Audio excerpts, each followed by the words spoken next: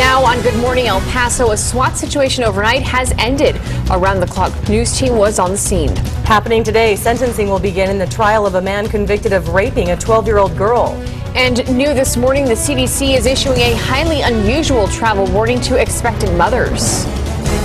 Donald Trump remains right in the middle of controversy as Hillary Clinton's poll numbers increase. I'm Maggie Rulli, and we'll take a look coming up.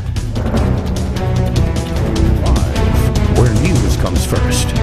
From the Mesilla Valley and Las Cruces to El Paso and the borderland. This is ABC7's Good Morning El Paso. Rise and shine. A very good morning to El Paso, Las Cruces, and Juarez. I'm Stephanie Valle. And I'm Hillary Floren. Let's get right to Nicole Gomez. She's got a look at our forecast. We were talking about the big system that ran through, but we didn't really get anything from it. Yeah, we just saw a lot of clouds yesterday, Nicole. And wind. We did see a lot of clouds and wind, as Hillary mentioned, but we did pick up some light rainfall in Las Cruces and Alamogordo. El Paso, we didn't see very much activity overnight or this morning. As you can see, our rainfall totals, Silver City also picked up some rainfall. Our clouds and radar pictures showing us that system is now well towards our north and out towards our west. But flash flood watch is still in effect for Doñana, Grand Luna, and Sierra County. This is in effect until 6 o'clock on your Wednesday. Here's a look at your planner, your day planner for El Paso and Las Cruces. Around 7 o'clock, temperatures will be in the 70s. By 9 o'clock, we'll be in the upper 70s, so a little warmer at that hour. Coming up at 6:07 with your weather on the 7s, we have a look at your ABC7 weather net sites. Temperatures around your neighborhood give you an idea of what it's looking like, plus your bus stop forecast and those region temperatures. That's coming up, Stephanie. Okay, thank you so much. And we have some breaking news out of El Paso's Lower Valley. Residents are being forced to evacuate their homes this morning after a street flooded overnight. This is happening on the 8300 block of Verdes Circle. El Paso Fire Department telling our newsroom about 6 homes are flooded. The Red Cross is also being called out to help. We have an ABC7 crew on the scene gathering more information, and we will bring you the very latest in a live report coming up. Meanwhile, to round-the-clock coverage now from the Upper Valley, where a SWAT situation unfolded overnight. This was on the 4000 block of Emory Road. New video now from the scene. Police say it began around 9 o'clock last night and ended around midnight. There were no arrests. From the ABC7 New Mexico mobile newsroom overnight, a barbecue restaurant in Las Cruces is heavily damaged after a fire. It happened at the Mesilla Valley barbecue restaurant on the 1200 block of Loman last night. Firefighters have not figured out what caused the fire, but say the good news is no one was hurt. Happening today, sentencing begins for a man found guilty of raping a 12-year-old girl. The jury agreed with prosecutors that 43-year-old Carlos Holcomb kidnapped the girl from Horizon High School back in 2014.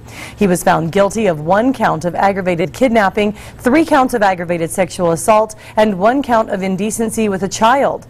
As for the sentencing, Holcomb faces 5 to 99 years for aggravated kidnapping and each one of those aggravated sexual assault of a child charges, and he also faces an additional 2 to 20 for indecency with a child. And the trial continues for a young man accused of killing his 15-year-old girlfriend, Adrian Garcia, accused of murdering Alejandra Arango. The girl's mother found her dead inside a bathtub in their home in 2013. An autopsy found she was strangled. Defense attorney Justin Underwood, though, asked why certain items like an empty aerosol can found on the scene weren't tested. Underwood mentioned the items can be used in huffing, and Garcia's fingerprints had not been found anywhere in the home. New this morning, the CDC has issued an unprecedented travel warning. The CDC is now warning pregnant women to avoid a Zika-stricken part of Miami. They're also telling couples who've been in the same area recently to put off having children for at least 2 months. The number of people believed to be infected with Zika through mosquito bites in the U.S. has now climbed to 14. Donald Trump is trying to move past his public spat with the Khan family, who spoke at the Democratic convention about their son's death in Iraq. He's instead focusing on the fall election. ABC's Maggie Rulli has the latest from the campaign trail. It's your voice, your vote. Within hours of new polls showing Hillary Clinton with a solid lead in the race for the White House, Donald Trump declares this. I'm afraid the election's going to be rigged. I have to be honest. He calls on all Republicans to be careful come Election Day during an interview on Fox News. And I hope the Republicans are watching closely or it's going to be taken away from us. While Trump is focusing on a rigged election, many veterans groups and even his own party continue to condemn his comments. Republican Senator and war hero John McCain is leading the charge, saying in a blistering statement, while our party has bestowed upon him the nomination, it is not accompanied by unfettered license to defame those who are the best among us. GOP vice presidential nominee Mike Pence, out on the campaign trail, was forced to defend Trump's remarks when a military mother asked about the controversy. The pro-Trump crowd began booing.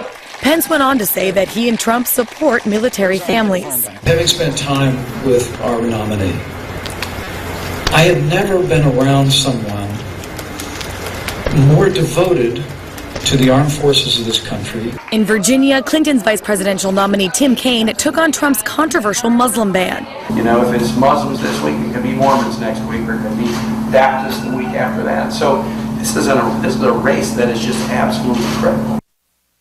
Another member of Team Clinton taking aim at Donald Trump, billionaire Warren Buffett. He's challenging Trump to release his taxes before Election Day.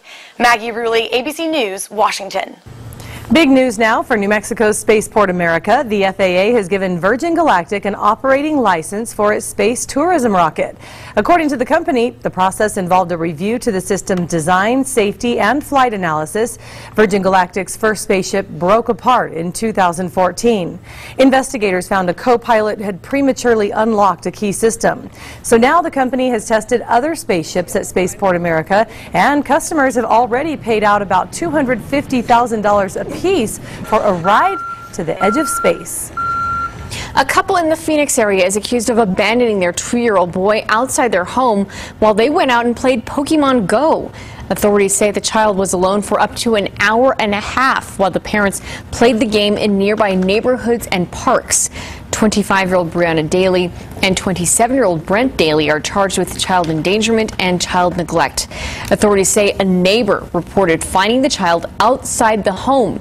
The neighbor said the child was barefoot, red-faced, sweaty, and dirty outside in hot temperatures without water.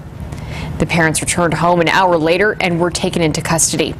Authorities say the parents admitted that they left their child alone so they could play Pokemon Go. Okay, I just want to say that's not a Pokemon Go problem, it's a parenting problem. It really is. A basic parenting problem. Yeah, I'm sure not everybody who plays Pokemon Go can be that distracted or put priorities ahead of others that are more important, I would hope. Hope they learned their lesson. Let's check in with Nicole now. Hi, Nicole. Good morning, Hillary and Stephanie. Here's a look at your bus stop forecast for El Paso. Temperatures range between the mid to low 70s to the 80s for some locations, and Las Cruces 65 to 77 degrees, winds around 5 to 15 miles per hour. We're under mostly cloudy skies. Your WeatherNet site, sponsored by the Mattress Firm, showing that we're pretty much in the 70s here in El Paso. A little further east around Presa Elementary School 76, North Star Elementary School 73 is the current temperature. Mostly cloudy at the El Paso Airport. 75 is the current temperature. Relative humidity, we're at 62%, so it is humid out there, but the winds are calm this morning. 65 is the temperature in Las Cruces at the airport, with west winds at 5 miles per hour. Rain chances look pretty good for us this afternoon. The monsoon is in full effect. We'll see cooler temperatures this afternoon. Those clouds are going to stick around. I'll let you know the best time to see the rain roll through with our latest Future Track computer model. That's coming up in your full forecast. Mauricio? Hey Nicole, good morning. Roads are looking clean and green across the map. Again, no delays or accidents going on in El Paso, so everything is flowing pretty nicely right now. Let's take a look now over to Las Cruces. Good morning to you. We're tracking 66 miles per hour right now. Your current speed on I-10 heading west, 69 miles per hour if you're heading towards El Paso, and Highway 70 east of Las Cruces will remain open all day. Let's give you a live look outside now with our ABC7 TechStop cameras to West El Paso. I-10 at Asarco. Roads are starting to get a little bit heavy, or a little bit more full right now, but still not looking too congested. And coming up in 10 minutes for your weather and traffic on the 7s, I'll have a look at your construction closures. All right, thanks, Mauricio. And we have much more to come here on Good Morning El Paso. We're learning more about a deadly hot air balloon crash, what accident investigators had previously recommended to the FAA. Plus, wildfires continue to rage along the West Coast with more evacuations in place. It's 6:09 and this is ABC 7, where news comes first.